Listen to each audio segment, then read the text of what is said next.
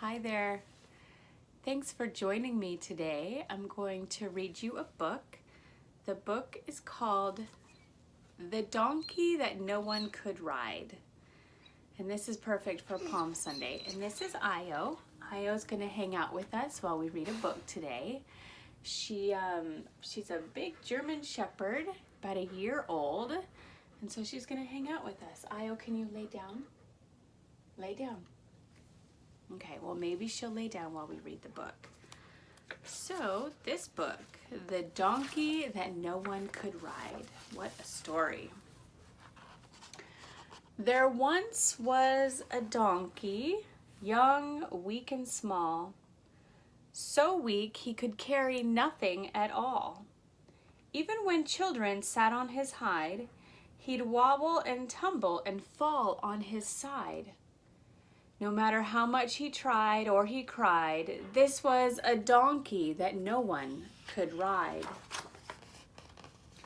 He couldn't haul stones and he couldn't dig ditches or carry rich men with their bags of riches.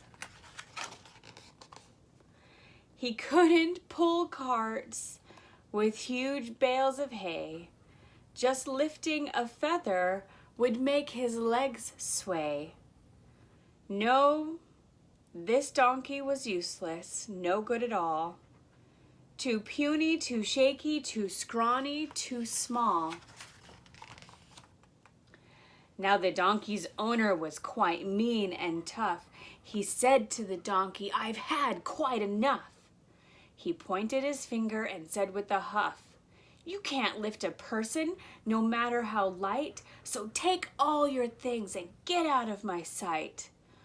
Go away from here, donkey, go away and just hide.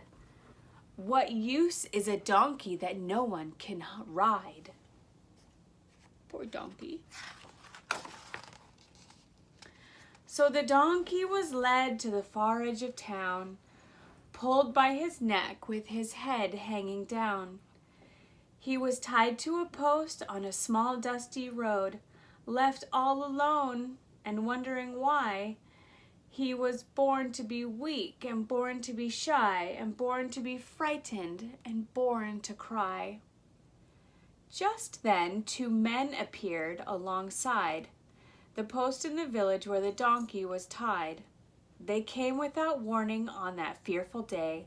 They came and untied him and took him away. The donkey was frightened. He said to the men, "Where are we going?" And then said again, "Where are we going? And what about me?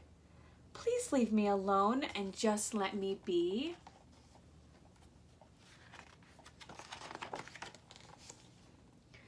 "Keep quiet," the men said. "We mean no harm. Just follow us quickly. No cause for alarm." They walked on for miles and miles until they got to a town at the foot of a hill. At the foot of the hill stood a man tall and thin, wearing a cloak and a beard on his chin. He had eyes that seemed sad and longish dark hair, and a voice soft and gentle floated on air. He said to the donkey, "It's time that you knew about a great thing that you're destined to do. You'll carry me into the city, we two, into the city, I'll ride atop you." Who do you think that is? "What's that you say?" cried the donkey with dread. "There's simply no way. You've been misled. I'm just a small weakling. You must go ahead and look for another to take you instead. You see, I'm just hopeless. Ever since I was born, I've been subject to insults and teasing and scorn. My back's somewhat crooked and my legs aren't strong. I'm just a big failure who does everything wrong. You won't believe me?" the sad donkey cried. "Just leave me alone and cast me aside. I'm just a poor donkey that no one can ride." The man looked at him with a face that was wise, with a warm, tender smile and love in his eyes. And then, in a calm and mysterious way, he opened his mouth and he started to say, "My help is enough. It's all that you need. It's all that you require in life to succeed. The weaker you are, the more strength I give. I'll be there to help you as long as you live. I know you feel tired and frightened and broken, but do you believe these words that I've spoken? Do you believe? I ask you again, do you have faith I can heal you, my friend?"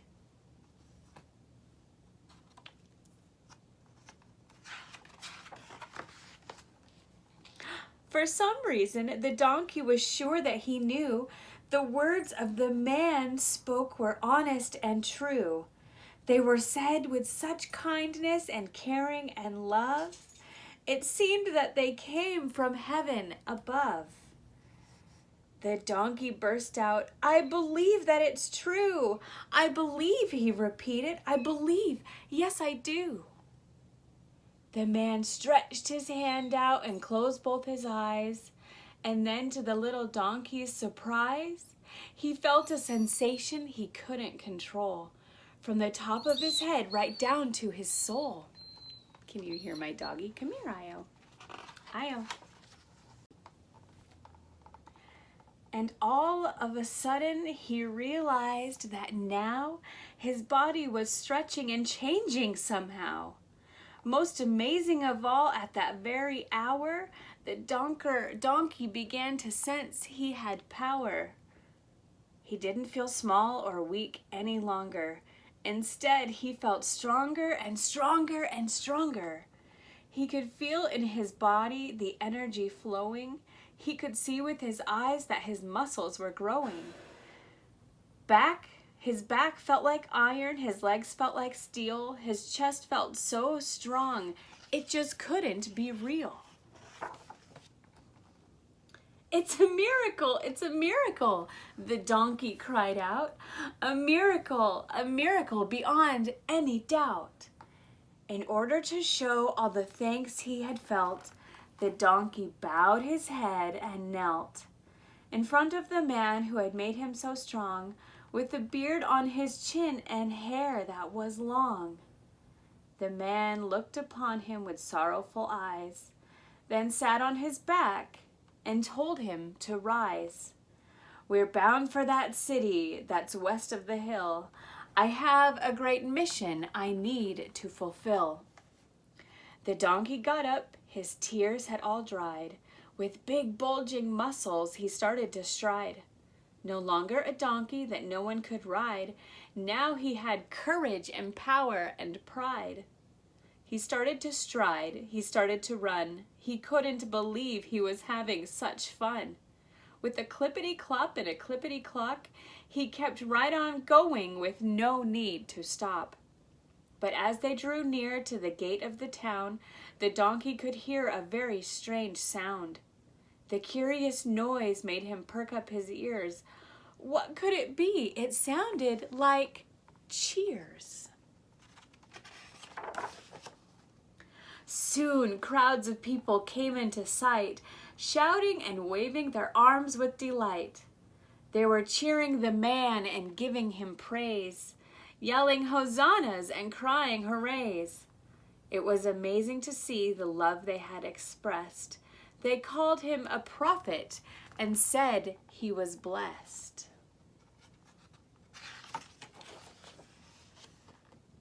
In front of the donkey they threw with their arms flowers and garments and branches and palms.